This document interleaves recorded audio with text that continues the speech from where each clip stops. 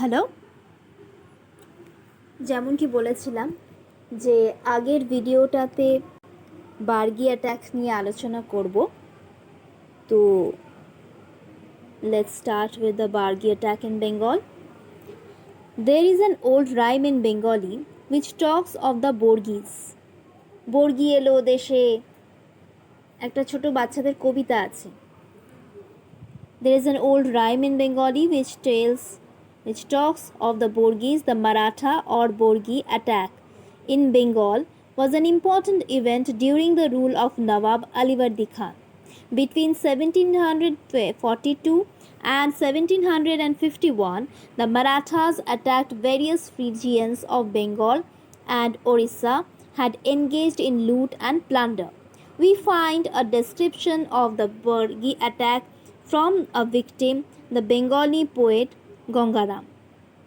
A picture of plunder and violence is depicted by him. আমরা ছোটোবেলায় এরকম একটা পোয়েম শুনেছিলাম, বর্গি এলো দেশে খাজনা দেব কিসে, এরকম একটা পোয়েম আমরা ছোটোবেলায় শুনি যখন আমরা নার্সারিতে থাকি। এরকম একটা পোয়েম আমাদেরকে শেখানো হয়। এই মারাঠা কিংবা Bargi attack in Bengal was a very important event. এটা খুব একটা ইম্পর্ট্যান্ট ইভেন্ট আমাদের বেঙ্গল হিস্ট্রিতে, যেখানে নবাব আলিবর্দি খান যখন নবাব হিসেবে ছিলেন তখন এই বর্গি অ্যাটাকটা হয়েছিল। এবং সেটা হয়েছিল কবে?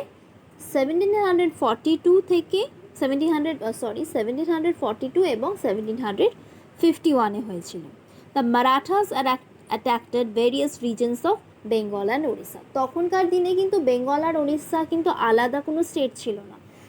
বেঙ্গল, ওড়িশা, বাংলাদেশ এটা কিন্তু একই ছিল। বেঙ্গল আর বাংলাদেশটা তো এক ছিল বাংলা হিসেবে, পাটনাটাও ছিল এবং আক্ষরিক অর্থে, কিন্তু ওড়িশাটাও কিন্তু ছিল। দ্য বর্গি আনলিশ আর এটা ভীষণভাবে একটা বর্বরতার, অনেক লোক মারা গেছিল, অনেক ক্ষতি হয়েছিল। এই কথাটা আমরা এই যে অ্যাটাকটা আমরা জানতে পারি কোথা থেকে? বেঙ্গল পোয়েট গঙ্গারাম থেকে, যেখানে উনি খুব ভালো মতন ডেসক্রাইব করেছিলেন যে এই প্লান্ডারটা, এই যে যুদ্ধটা হয়েছিল, এই অ্যাটাকটা হয়েছিল, সেটা কতটা ভয়ঙ্কর হয়েছিল। The Borgis unleashed violent plunder in different parts of Bengal. The Nawab's capital Murshidabad was not spared by the Borgis either.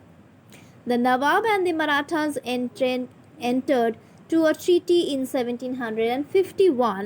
One condition of the treaty specified that Jaleshwar in Orissa by Subarnarekha River is the frontier of Suba Bengal. Marathas were not allowed to cross that. The Maratha attack forced many people to leave western part of the Bengal and travel to the east, or to North Bengal and to Calcutta. এখানে এবার আমরা কি দেখতে পাচ্ছি? The Bengal unleashed the violent plunder in several parts of Bengal. বেঙ্গলের অনেক অংশে এই লুটপাট চালানো হয়েছিল এবং সেখানে অনেক লোক বাড়ি ঘরদোর ছেড়ে এদিক ওদিক সব চলে গেছিল। কিন্তু একটা ট্রিটি এখানে সই করা হয়েছিল, যেটা 1751 একটা ট্রিটি সই করা হয়েছিল, যেখানে specified that Jaleswar in Odisha by Subarnarekha river is the frontier of Suba Bengal. ওই সুবা বেঙ্গলের বর্ডার হচ্ছে সুবর্ণরেখা নদীটা, আর মারাঠারা এইটাকে ক্রস করবে না। The Maratha attacked forced many people. এখানে অনেক পিপলকে, যারা ওই চত্বরে থাকতো, তাদেরকে খেদিয়ে বিদায় করে দিয়েছিল। এবং তারা কি করেছিল? অনেকে east to north Bengal and to Calcutta চলে এসেছিল, কলকাতার দিকে তারা চলে এসেছিল। The British merchant in Calcutta gave shelter to many. British merchant মানে হচ্ছে এখানে যে ব্রিটিশদের যে আধিপত্য শুরু হয়ে গেছিলো তারা ওখানে এইসব লোকজনকে থাকতে দিয়েছিল.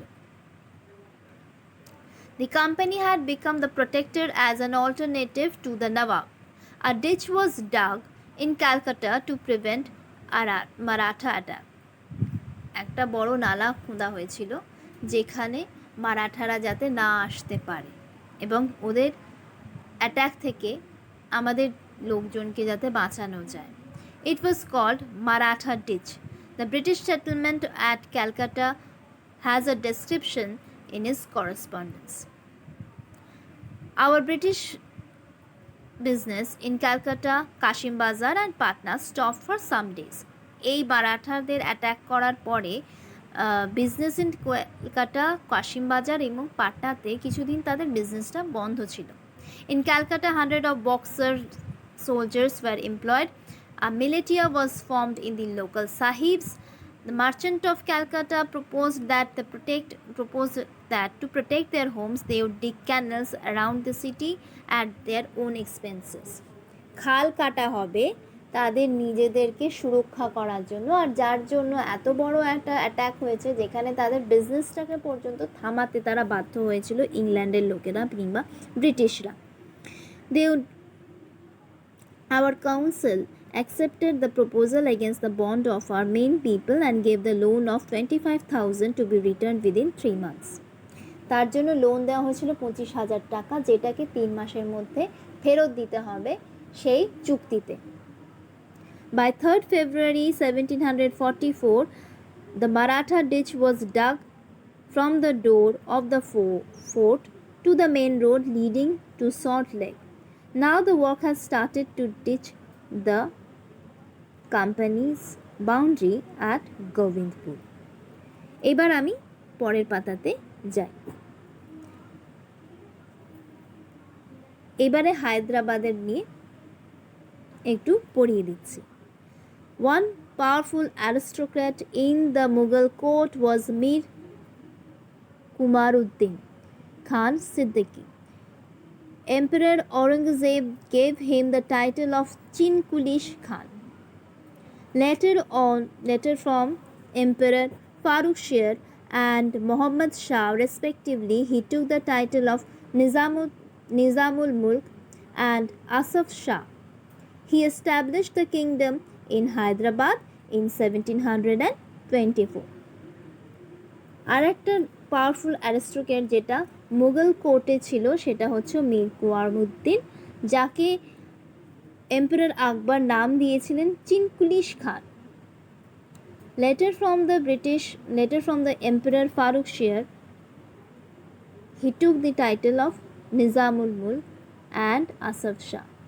এবং তিনি একটা হায়দ্রাবাদে নিজের রাজ্যত্ব তৈরি করলেন, তার সেটা হচ্ছে 1724. আমরা অবস্থানকালে দেখতে পাচ্ছি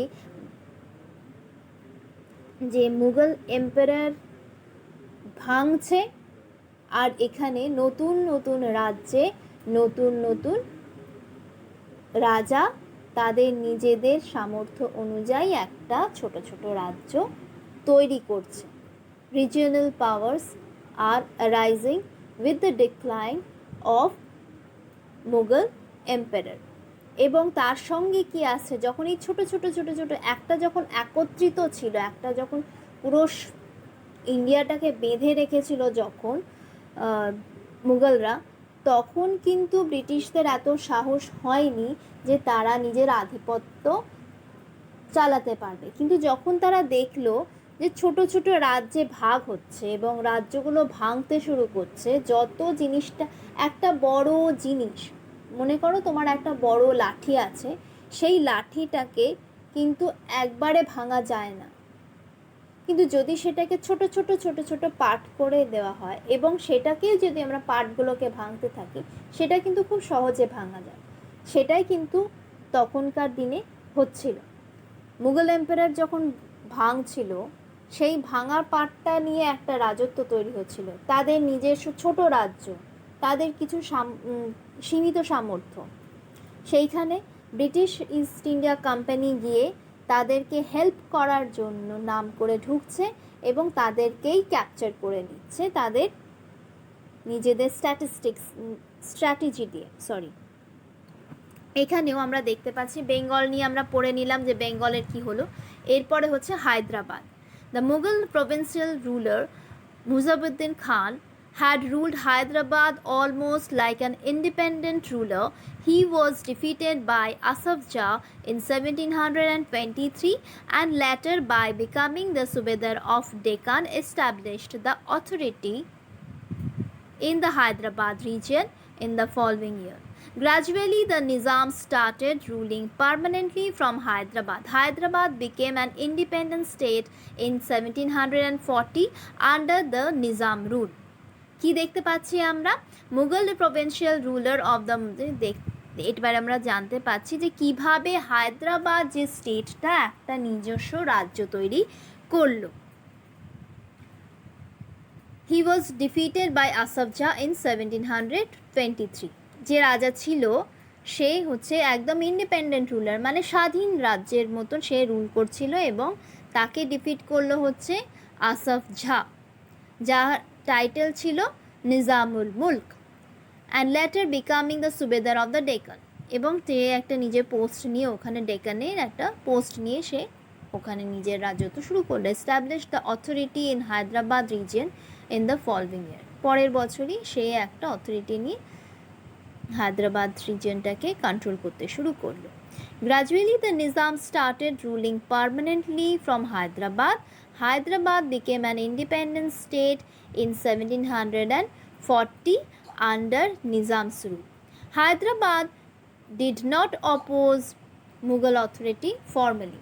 তারা কিন্তু মুঘল অথরিটিটাকে প্রথম কিন্তু কোনো অপোজ করেনি, মানে মেনে নিয়েছিল যে তারা মুঘল এম্পায়ারেরই একটা পার্ট, তাই তারা প্রথম কোনো রকম অপোজ করেনি, কোনো বাধাবন্দিকতা দেয়নি। The coins were circulated in Hyderabad were issued in the Mughal emperor's name. সেখানে যে কয়েন্স নিয়ে কাজ করা হতো সেটা কিন্তু মুঘল এম্পায়ারের শিল মোহর দিয়ে সেখানে কাজ করা হতো। Even the Kutba was read in the emperor's name, but Nizam handled the administration independently. No updates reached to the Mughal emperor. Even though Hyderabad maintained the Mughal administration framework, there were some internal changes. For example, Jagirs became hereditary and the number of people in the administration had increased.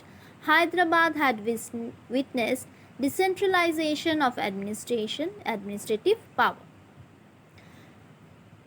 প্রথমে আমরা কি দেখলাম যে ওখানে কিন্তু ফতুয়া পড়া হতো, সব কিছু কিন্তু করা হতো হচ্ছে মুঘল এম্পায়ারের নামে। পরবর্তীকালে কিছু চেঞ্জ এখানে করা হয়েছিল। ফর এক্সাম্পল, জাগিরদারি হচ্ছিল হেরিডিটি, বংশ অনুক্রমে চলবে, এরকম করা হয়েছিল। আর অ্যাডমিনিস্ট্রেটিভে তার যেসব লোকজন কাজ করতো সেই নাম্বারসটাকে বাড়ানো হয়েছিল। এরপরে হচ্ছে অযোধ্যা। যেহেতু ভিডিওসগুলো একটু বড় হয়ে যাচ্ছে সেই জন্য আমি পার্ট করে ভিডিওসগুলো আপলোড করছি। তো পরবর্তী যে ভিডিওসটা থাকবে তখন সেটাখানে আমি